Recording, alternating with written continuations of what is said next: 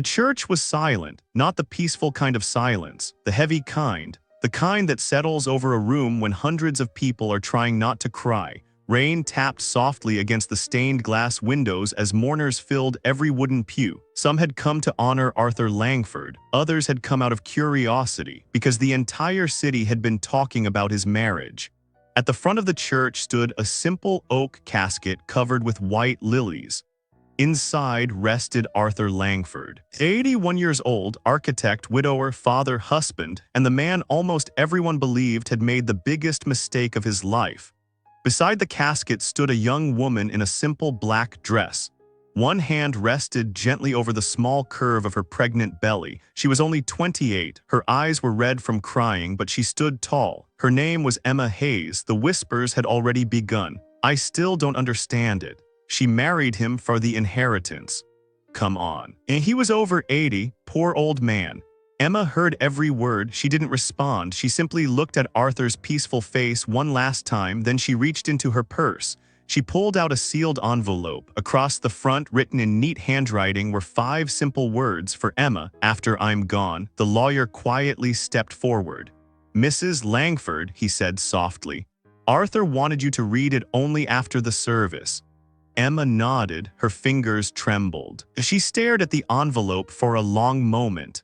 Then, she looked toward the rain-covered church windows. A faint smile touched her lips. Rain, just like that night. The night everything began 3 years earlier, Portland, Oregon, late October. Cold rain drifted through the evening air, turning the sidewalks into mirrors of yellow streetlights. Most people hurried home with their umbrellas lowered against the wind. Emma Hayes wasn't in a hurry. There wasn't much waiting for her anyway. She pulled her thin jacket tighter around herself as she walked toward the old bus stop on Alder Street. Her shoes were soaked. She barely noticed anymore. After finishing 8 hours serving coffee at a downtown cafe, she still had another night shift cleaning offices across town. She hadn't eaten since breakfast. Her phone buzzed, another reminder. Rent due in 3 days. She sighed and slipped the phone back into her pocket. 25 wasn't supposed to feel like this. When she was 18, she'd imagined something different. She had dreamed of becoming an illustrator. She wanted to fill children's books with colorful worlds. She had even been accepted into one of Oregon's best art schools. But dreams didn't always survive real life. Her father suffered a stroke during her second year. Medical bills piled up. She left college to help her family. 2 years later, her father passed away. Her mother moved to Arizona to live with relatives. Emma stayed behind, working, surviving, waiting for a future she could no longer picture. She reached the nearly empty bus shelter. Rain drummed softly against the old wooden roof. She sat on the far end of the bench and pulled a worn sketchbook from her backpack. Drawing had become the only thing she refused to give up, even if nobody ever paid for it. She opened to a blank page, pencil in hand. Nothing came. Her fingers were too cold. Her heart felt even colder. Across the bench sat an elderly man. He wore a dark wool coat that had clearly been expensive once, though time had faded its elegance. His silver hair was neatly combed. His shoes were polished despite the rain. Everything about him suggested quiet dignity. He looked out toward the empty street as if he were waiting for someone or remembering someone. Emma barely glanced his way. Everyone deserved their privacy. For several minutes, neither of them spoke. Only rain filled the silence. Then she noticed movement. The old man reached into his pocket and pulled out a small orange medicine bottle. His hands shook badly. He tried twisting the cap. Once, twice, again. The bottle slipped from his fingers. It rolled across the wooden floor of the shelter. Emma instinctively bent down and picked it up. She walked over carefully. "Excuse me, sir." He looked up. His blue eyes were bright despite the deep lines on his face. "Would you like some help?" A gentle smile appeared. "Only if you're willing to spare a few seconds for an old stranger." Emma smiled back. "I think I can manage that." She opened the bottle easily. The man chuckled. "I used to design skyscrapers." He looked at his trembling hands. "Now a child-proof cap defeats me." Emma laughed softly. "It happens." She noticed he was searching his pockets again. "For water." He nodded. "I seem to have forgotten it today." Without thinking, Emma removed a small bottle from her backpack. Here, you'll need this more than I do. He accepted it with both hands. Thank you. After taking his medicine, he let out a slow breath. I suppose I should introduce myself. He extended a slightly shaking hand. Arthur Langford. Emma froze for a second. The architect. Arthur looked surprised. You know my name? She smiled. I wanted to become an artist. Our professors used to show us pictures of the Langford Museum and the Riverside Library. Arthur laughed. So they still use my old buildings to torture students? They inspire students. His smile softened. That's kinder. A city bus approached. Emma glanced at it. Wrong route. It drove away. Arthur looked toward her sketchbook. May I? She hesitated before handing it over. Arthur turned the pages slowly. Portraits, street scenes, coffee shops, rain, old bridges. Children feeding birds. Every page revealed quiet beauty. He looked up. Why did you stop believing in yourself? Emma blinked. I never said I did. You didn't have to. She looked away. After a long silence, she whispered, life happened. Arthur nodded as if he understood completely. Life has a habit of interrupting dreams. For a while, neither spoke. Rain continued falling. Finally, Arthur said, my wife loved rainy evenings. Emma looked toward him. We used to sit right here. She looked around the shelter. Here, Arthur smiled. 49 years ago, this very bench stood about 20 feet farther down the street. Emma laughed. You remember that? I designed the replacement shelter. They both laughed, then his expression grew quieter. Margaret always insisted rain made cities look honest. Emma frowned slightly. What does that mean? Arthur looked toward the wet streets.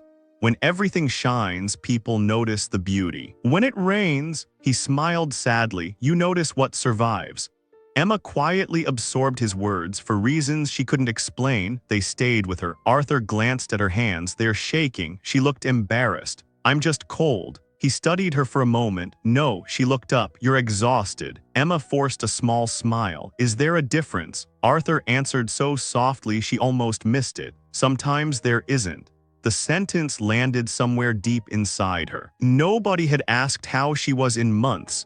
Nobody had noticed, yet somehow, a stranger had, for the first time in weeks. Emma felt seen. The rain outside grew heavier. Neither of them seemed eager for the next bus anymore. The rain continued to fall long after the last evening bus had disappeared around the corner. Neither Emma nor Arthur seemed to notice the passing time. For a few quiet moments, they simply watched the headlights reflect across the wet streets. Finally, Arthur broke the silence. You know, he said with a small smile, my wife used to scold me for talking to strangers. Emma laughed. And yet, here you are, he chuckled. I suppose loneliness makes us break our own rules. The word loneliness lingered between them. Emma understood it better than she wanted to admit. The bus Emma needed finally arrived. She stood and picked up her backpack. It was nice meeting you, Mr. Langford. Arthur slowly stood as well. The pleasure was mine. She hesitated. I hope you have a safe trip home. Arthur smiled. I don't actually take the bus. Emma looked confused. You don't? He shook his head. My driver retired 2 years ago. She frowned. So, why are you here? Arthur looked toward the empty street. I come here every Thursday. Emma waited. He smiled sadly. My wife and I met at this very bus stop in 1971. Emma's eyes softened. She worked at the public library. I was 29. She missed her bus. I offered her my umbrella. Arthur laughed quietly. She refused. Emma smiled. What happened? I stood in the rain beside her anyway. They both laughed. Arthur looked up at the cloudy sky. She said any man willing to get soaked for a stranger was either incredibly kind. He paused, or completely ridiculous. Were you? Oh, definitely the second. Emma laughed harder this time for just a second. Arthur looked 30 years younger. Emma climbed onto the bus. As it pulled away, she looked back through the rain-covered window. Arthur was still standing beneath the shelter, hands in his coat pockets. Watching the rain, watching memories, something about that image stayed with her all night. At 11:30 that evening, Emma began cleaning the offices of a downtown law firm. Vacuum, trash bags, dusting desks, empty hallways. It was quiet enough to hear her own thoughts. She kept remembering Arthur's words. Sometimes there isn't. Cold, exhausted, lonely. Maybe they were all connected. During her break, she opened her sketchbook. Without thinking, she drew the old bus stop, the rain, an elderly man sitting alone. When she finished, she stared at the drawing. It wasn't perfect, but somehow it felt honest. The next afternoon, Emma finished her cafe shift an hour early. As she walked toward the bus stop, she told herself she was only taking the same route home, nothing more. But when she turned the corner, Arthur was already there reading a newspaper. The moment he looked up, his entire face brightened. "You came back." Emma smiled shyly.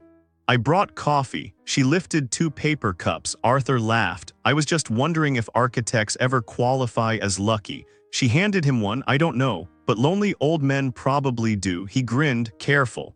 "I may start expecting this every Thursday." Emma pretended to think. "We'll see." That afternoon became 4 hours. They talked about everything. Arthur spoke about designing buildings before computers existed. Emma listened with genuine fascination. "You drew every single blueprint by hand?" Arthur nodded. For 40 years, she looked amazed. "That must have taken forever." It did, but when something is built slowly. He looked toward a brick church across the street. "It usually lasts longer." Emma quietly looked at her own life. She wondered if the same thing could be true for people. Arthur asked about her family. Emma grew quiet. "My dad passed away." "I'm sorry." "My mom moved to Arizona." "You visit?" She smiled sadly. "Plane tickets aren't exactly in my budget." Arthur nodded. He didn't offer pity, he simply listened. It made all the difference. Then Arthur spoke about Margaret, not dramatically, not like someone telling a tragedy, but like someone remembering sunshine. She laughed at absolutely everything. Emma smiled. "Even your jokes, especially my terrible jokes." "What happened?" Arthur looked down at his coffee. "Cancer." 5 years ago," Emma whispered. "I'm so sorry." Arthur nodded.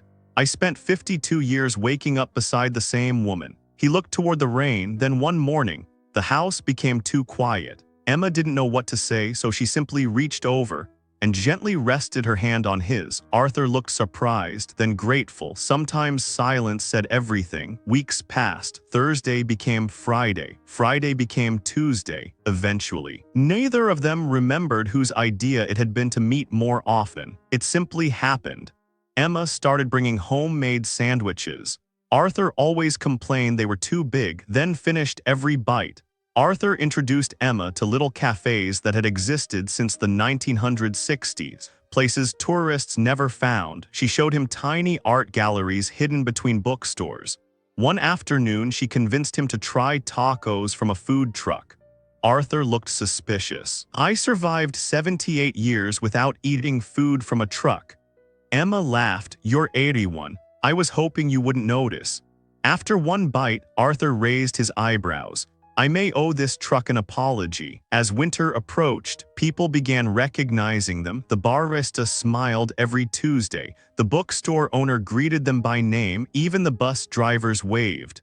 The city slowly accepted them, not as lovers, just as two people who genuinely enjoyed each other's company. One afternoon, Arthur carried a large leather tube under his arm. "What is that?" He smiled. "My past." Emma looked confused. Arthur carefully removed several old architectural drawings, hand-drawn blueprints, beautiful, every line perfectly straight, every detail alive. Emma stared in amazement. "You drew these?" Arthur nodded. "In 1978. She ran her fingers gently above the paper without touching it. "They're beautiful." Arthur watched her. "So are your sketches." Emma laughed. "Mine aren't even close." Arthur looked directly into her eyes. "Emma," she looked up, "you judge yourself before anyone else has the chance." She didn't answer because he was right. One evening after they had watched the sunset from the riverfront, Arthur suddenly asked, "Would you do something for me?" "Of course." "My house is becoming impossible." Emma frowned. "What do you mean?" "There are boxes everywhere. I've spent 5 years avoiding them." "What boxes?" "My wife's things." Emma's smile faded. "I can't bring myself to go through them." He looked embarrassed. "I know it's an unfair thing to ask." Emma interrupted gently. "It isn't." Arthur looked uncertain. "I'd be honored to help." For a brief second, Arthur looked as though an enormous weight had lifted from his shoulders. "Thank you." The following Saturday, Emma arrived at Arthur's home. It stood on a quiet hill overlooking Portland, large, elegant, timeless, exactly the kind of house an architect would design, but inside, time had stopped. Margaret's coat still hung near the front door, a pair of reading glasses rested on an end table, fresh flowers had long disappeared, but everything else remained exactly where she had left it. Emma looked around quietly. It feels like she's still here. Arthur smiled sadly. Some days. I almost believe she is. Emma understood. Grief wasn't always loud sometimes. It looked exactly like an untouched room. Arthur led her toward a bedroom. He paused before opening the door. I haven't opened this room in over 4 years. His hand trembled on the doorknob. Emma placed her hand gently over his. You don't have to do this today. Arthur took a deep breath. No, he whispered. I think I finally do. Slowly, the door opened inside. Sunlight fell across carefully folded clothes, framed photographs, and a small wooden jewelry box resting on a dresser. Nothing had moved, nothing had changed. Arthur stepped inside. His voice barely rose above a whisper. Welcome home, Margaret. Emma felt tears gathering in her eyes. She realized this wasn't just a room. It was 52 years of love, waiting for someone brave enough to remember. The room was silent. Dust floated through the narrow beams of afternoon sunlight. Emma stood quietly near the doorway, careful not to disturb anything. Arthur walked slowly toward the dresser. His fingers rested gently on a silver-framed photograph. It showed a young couple laughing beneath cherry blossom trees. Margaret couldn't have been older than 25. Arthur looked barely 30. So beautiful, Emma whispered. Arthur smiled. She hated this picture. Emma looked surprised. Why? She said her hair looked terrible. Emma laughed softly. It looks perfect. Arthur chuckled. I told her that every spring for 40 years. For a moment the room felt lighter, as if Margaret herself had smiled. Arthur opened the small wooden jewelry box. Inside lay a simple gold wedding ring. He picked it up carefully. I've never taken this out since the day she died. Emma remained silent. Arthur turned the ring slowly between his fingers. You know, he said quietly, people think losing someone happens all at once. He shook his head. It doesn't. It happens every morning. You wake up and remember they are still gone. Emma felt tears sting her eyes. Arthur wasn't looking for sympathy. He was simply telling the truth. Hours passed as they sorted old photographs, letters, books, and memories. Arthur told stories about nearly every object: a cracked coffee mug, their honeymoon in Maine, a postcard from Italy, Margaret's favorite blue scarf. Every item carried a life inside it. Emma listened to every story as though it mattered, because to Arthur, it did. Late that afternoon, Emma carefully folded one of Margaret's sweaters. Arthur watched her. You treat her things with so much respect. Emma smiled. Because they belonged to someone you loved. Arthur lowered his eyes. Thank you. When they finished, Arthur walked into the kitchen. I have something to show you. Emma followed him. The kitchen looked frozen in time. Then she noticed it. The dining table, 2 plates, 2 glasses, 2 sets of silverware, perfectly arranged every single day. Emma stared in silence. Arthur looked embarrassed. I know, it probably seems foolish. She looked at him. You've been setting the table. For 2, he nodded, every evening, for 5 years. Emma felt her heart break. Arthur forced a smile. I always told myself, maybe tomorrow it would stop hurting. It never did. Emma walked over without saying a word. She gently picked up one of the plates, then another. She carried them back to the cupboard. Arthur watched quietly. She returned and sat across from him. You don't have to eat with memories anymore. Arthur's eyes filled with tears. You don't have to eat alone either. For the first time since Margaret died, Arthur shared dinner with another human being over the following months. Emma became a regular part of Arthur's life. She never tried to replace Margaret. She never could. She simply created new memories beside the old ones. Some mornings they visited museums. Some afternoons they sat beside the river while Emma sketched. Arthur critiqued her drawings with surprising honesty. That bridge is lining. It is not. It absolutely is. Emma laughed. You architects notice everything. We're trained to. Artists just pretend it's intentional. Exactly. One Saturday afternoon, Arthur took Emma to the rooftop of his old architectural firm. The building overlooked almost the entire city. From there, Portland looked peaceful. Arthur pointed toward the skyline. I designed that library, then another building, and that hotel, another, and the courthouse. Emma looked at him in amazement. You helped build this city. Arthur smiled gently. I built buildings. He looked toward her sketchbook. You capture people. I think your work matters more. Emma had never thought of it that way. That evening, Emma uploaded one of her sketches online. It showed Arthur standing beneath the rainy bus shelter, looking toward the empty street. The title simply read, "The Man Who Waited for Rain." She didn't expect much. The next morning, the drawing had been shared thousands of times. Comments flooded in. This is beautiful. Who is the old gentleman? I hope someone loves me like this one day. Emma smiled until she kept scrolling. Then came different comments. Looks like she's dating her grandfather. Gold digger. She probably wants his money. Disgusting. Her smile disappeared. She quietly closed her phone. Arthur noticed something was wrong that evening. You've hardly spoken. Emma forced a smile. I'm fine. Arthur raised one eyebrow. I spent 40 years interviewing clients. I know when someone is pretending. Emma sighed. She handed him her phone. Arthur slowly read the comments. He didn't say anything for nearly a minute. Finally, he smiled. You know what Margaret used to say? Emma looked up. What if strangers are discussing your happiness?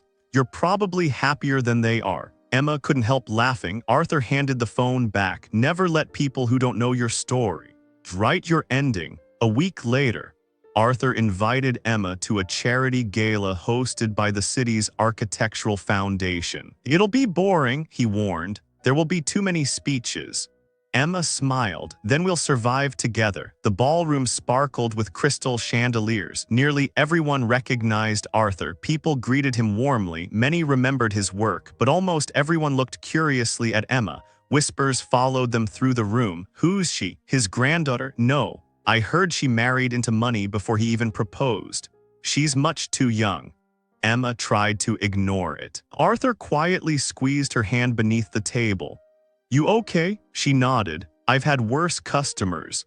He laughed midway through dinner. A tall man in his 50s approached. Gray hair, expensive suit, serious face. Arthur's smile faded. Daniel, the man nodded politely. Father. Then his eyes moved toward Emma. So, you're Emma. She smiled kindly. It's nice to meet you. Daniel barely returned the smile. I've heard a lot about you. Something about his tone made Emma uncomfortable.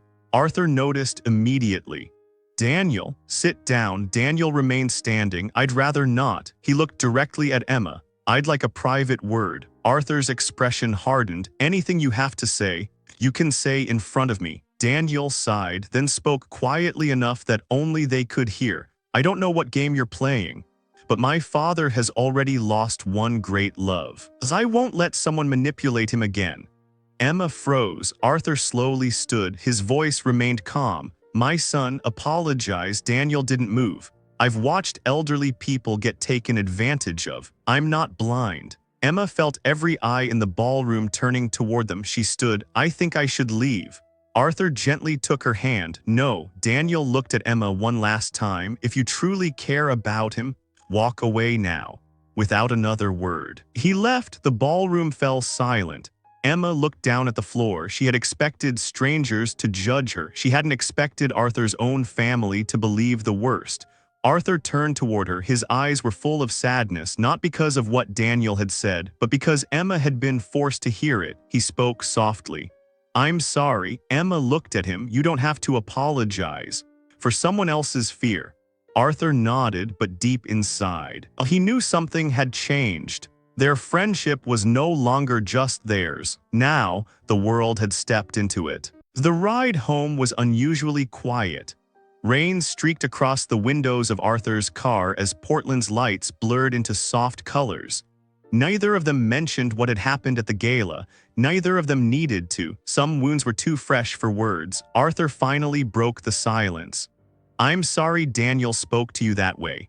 Emma looked out the window. He loves you. Arthur frowned. He doesn't trust me. Emma shook her head. No, he doesn't trust the world. Arthur remained silent. Emma continued softly. When people see a young woman beside an older man, they don't think about friendship. They don't think about loneliness.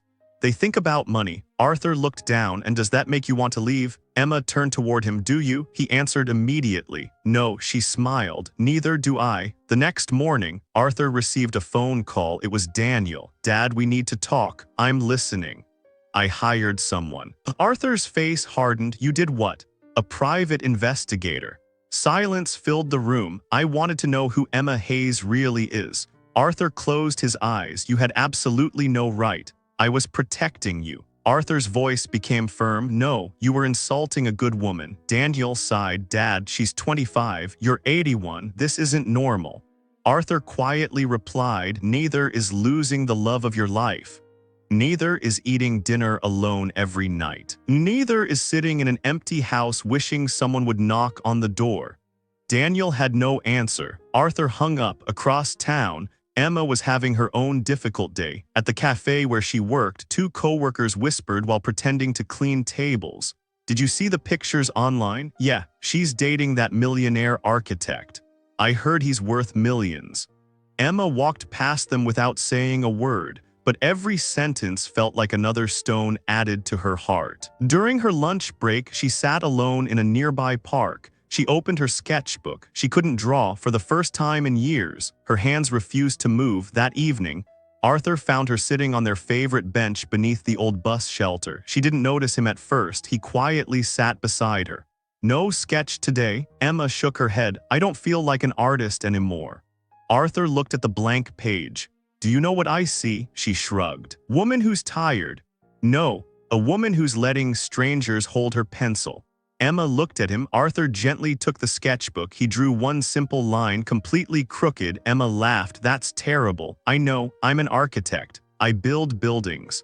I don't draw emotions. He handed the sketchbook back. That's your job. Something inside Emma softened. She picked up her pencil slowly. She began drawing again. Winter settled over Portland, snow-covered rooftops. Christmas lights glowed in every neighborhood. Arthur insisted on taking Emma to places she had never visited before.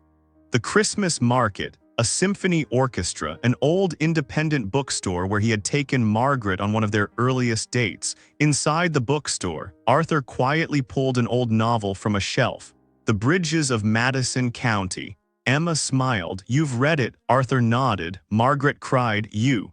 I pretended I didn't. Emma laughed. I don't believe you. You shouldn't. As Christmas approached, Arthur became noticeably quieter. Emma sensed something was on his mind. One afternoon, while decorating the small Christmas tree in Arthur's living room, she finally asked, What are you thinking about? Arthur looked at the ornaments for a long moment. I've lived a very long life. Emma didn't interrupt. I've built buildings that may stand another 100 years. I've raised children. I've buried the woman I thought I'd spend forever with. He turned toward Emma. And then, I met you. Emma lowered her eyes. Arthur continued. I wasn't looking for another chapter.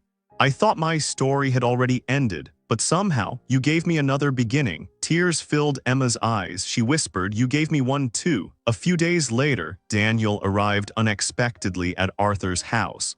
Emma happened to be there. She quietly stood to leave. Daniel stopped her. No, please stay. Both Arthur and Emma looked surprised. Daniel held a thin folder in his hands. He placed it on the coffee table.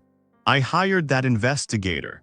Emma's heart sank. Daniel slowly opened the file. Inside were copies of Emma's employment records, her apartment lease, her student loan debt, her volunteer work at a children's art center, receipts showing she had paid for Arthur's birthday gift with money she barely had. Daniel took a deep breath. I thought I'd find proof you were using my father.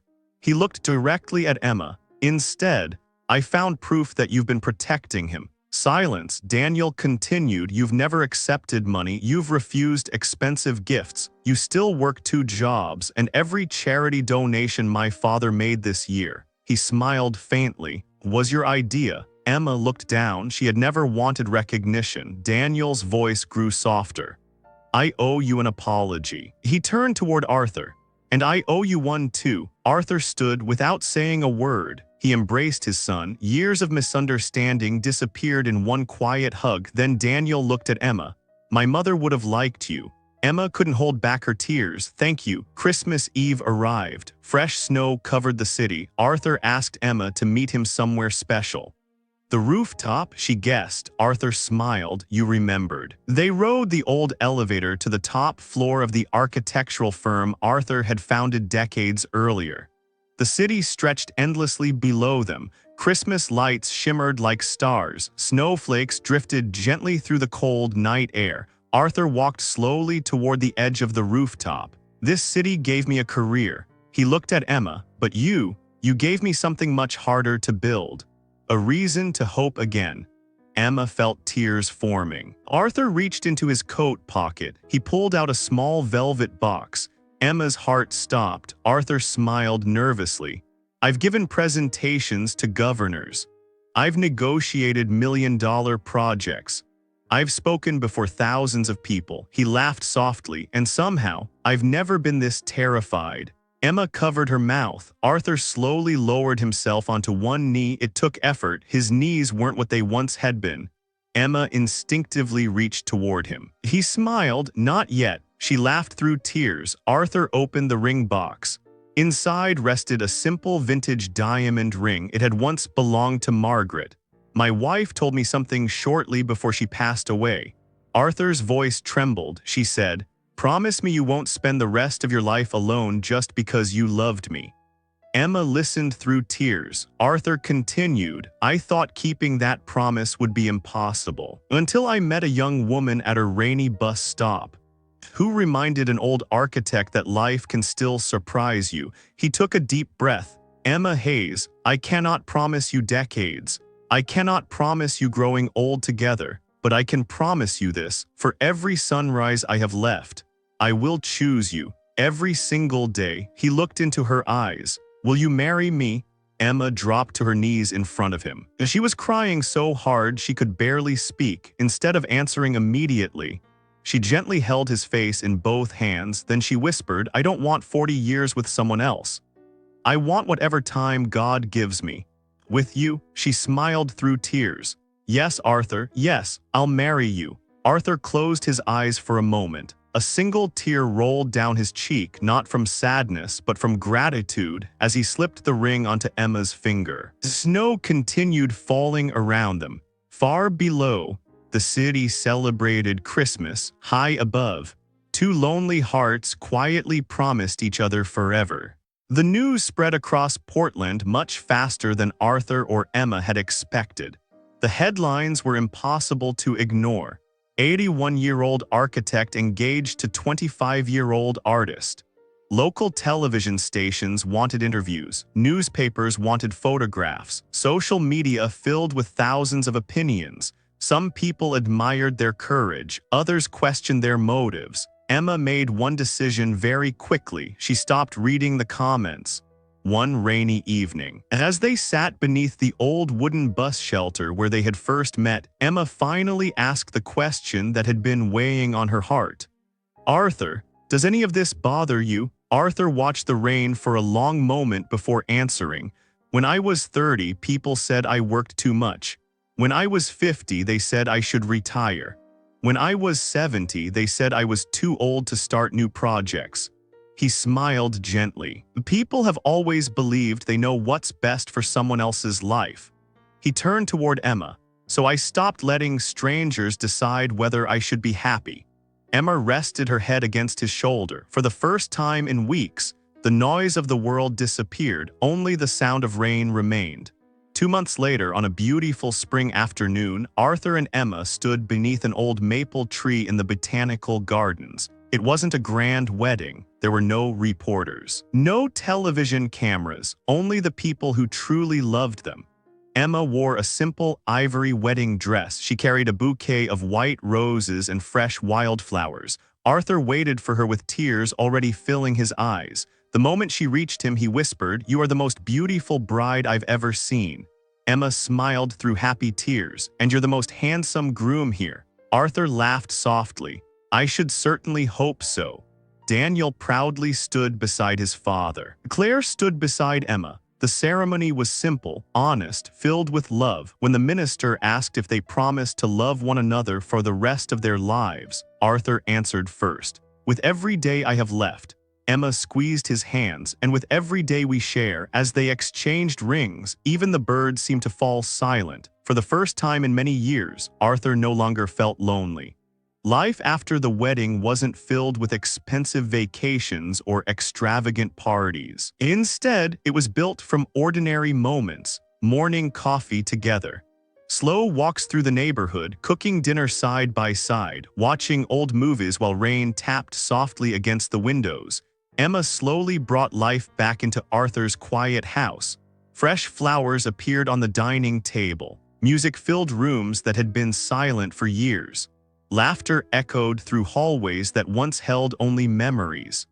One afternoon, Emma stood outside the room that had belonged to Margaret. She looked at Arthur carefully. "May I ask you something?" "Of course. Would it be all right if we packed away some of Margaret's things?" Arthur looked toward the bedroom. For several long seconds, he didn't answer. Finally, he smiled. "I think she'd be happy knowing this house is full of life again." Together, they folded Margaret's clothes with great care. They donated many of them to a women's shelter. Her favorite novels were given to the local library. Her paintings remained exactly where they had always been. Emma gently touched one of the frames. "This will always be her home." Arthur nodded. "And now it's yours too."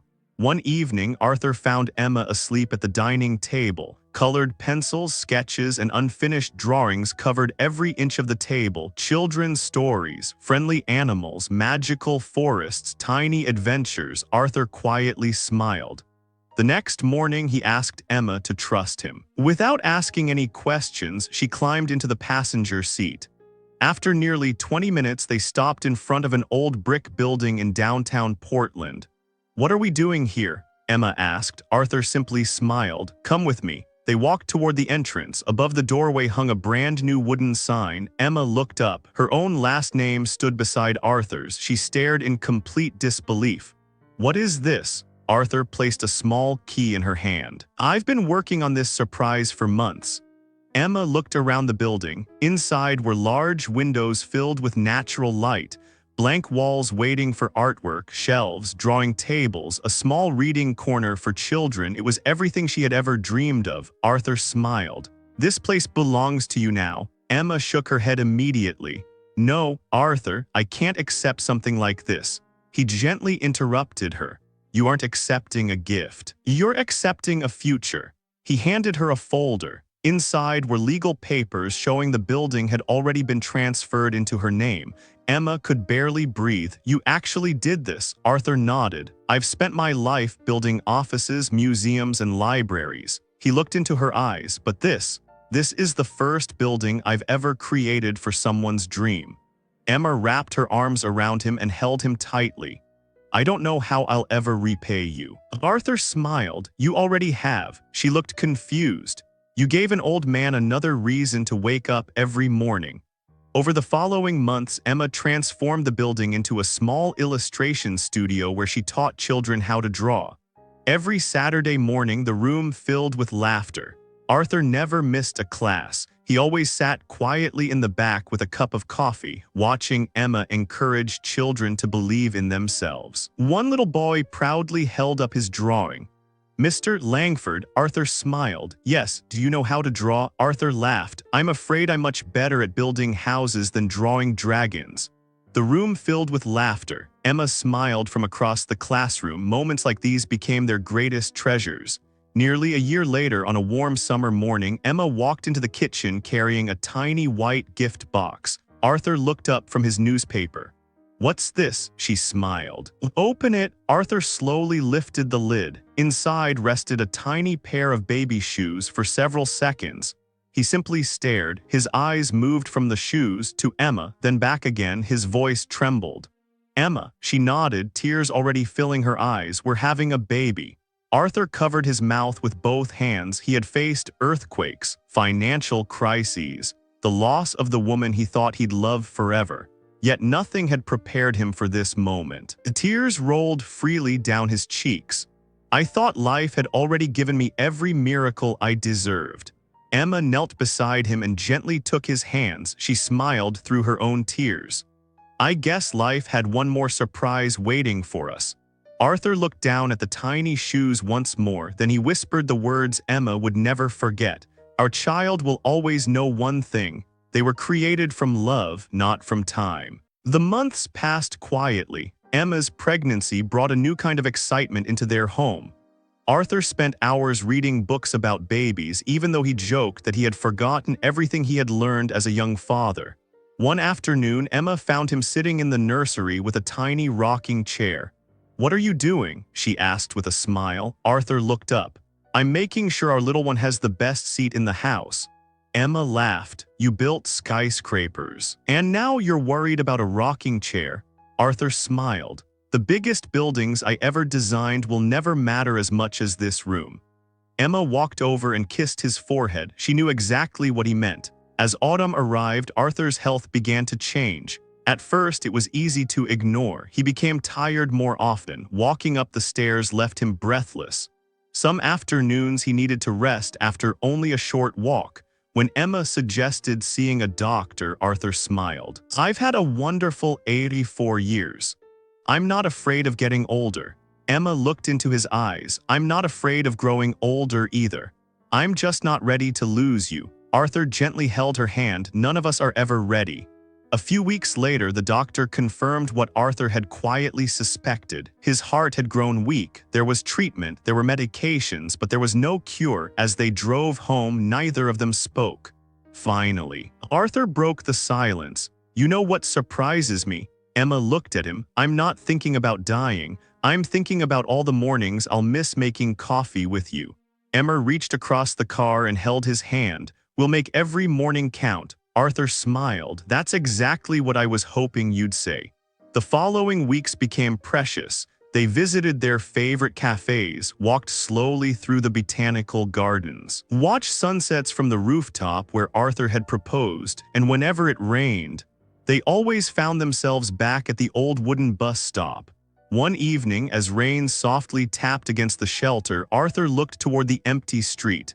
"Do you know why I kept coming here after Margaret passed away?" Emma shook her head. "I was afraid that if I stopped coming, I'd stop remembering." He looked at Emma. "But then I met you. And suddenly, I wasn't coming here to remember the past anymore. I was coming here to enjoy the present." Emma quietly slipped her hand into his. Neither of them spoke again. The rain said everything that needed to be said. One cool October morning, Arthur woke before sunrise. He gently touched Emma's shoulder. "Would you take me somewhere?" She smiled sleepily. "Anywhere." The bus stopped. She helped him into the car. The streets were almost empty. Fresh rain from the night before still covered the pavement. The old wooden shelter stood exactly as it had the day they first met. Arthur slowly sat on the same bench. Emma sat beside him. She gently placed his hand against her pregnant belly. A tiny kick made Arthur laugh. "Our little one is already saying hello." Emma smiled through tears. "I think the baby knows it's you." Arthur looked out at the quiet street. "Do you remember the first thing you ever said to me?" Emma nodded. "May I help you?" Arthur smiled. "You had no idea how much I needed those words."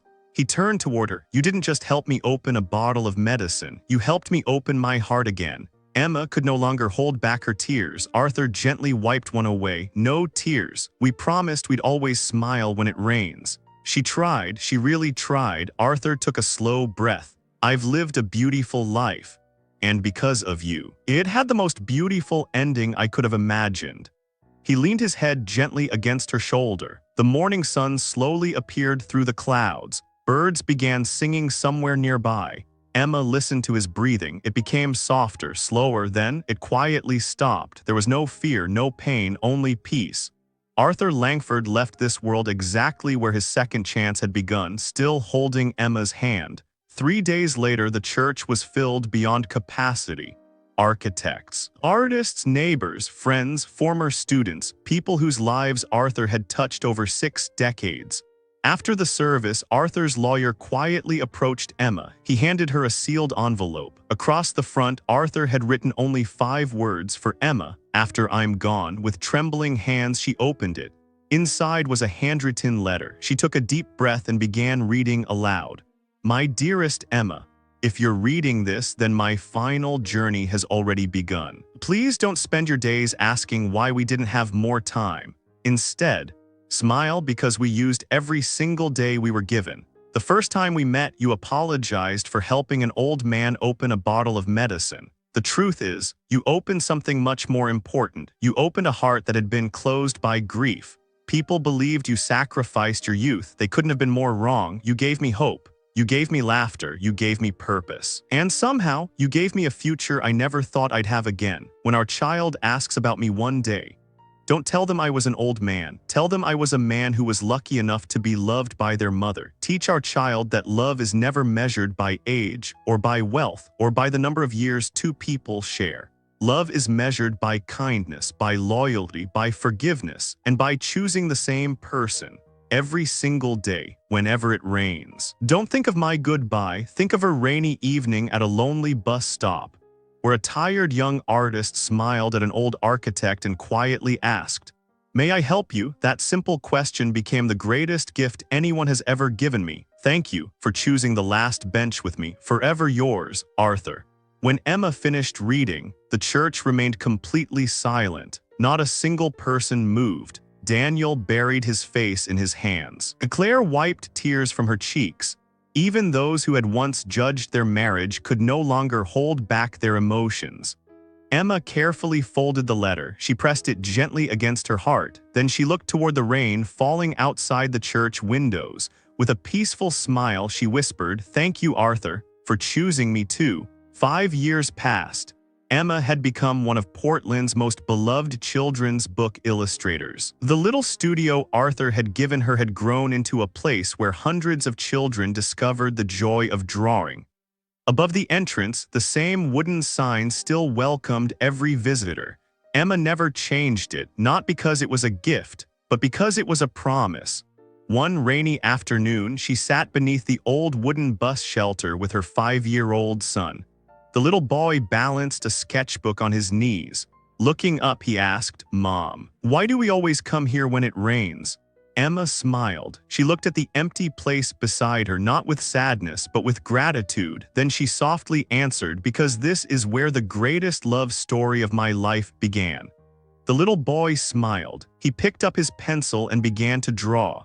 Emma looked toward the rain-covered street and quietly closed her eyes. For just a moment, she could almost hear Arthur laughing beside her. The rain continued to fall gently over the city of Portland, and somewhere, in every drop, it felt as though Arthur Langford was still keeping the promise he had made on that snowy Christmas Eve, choosing her every single day.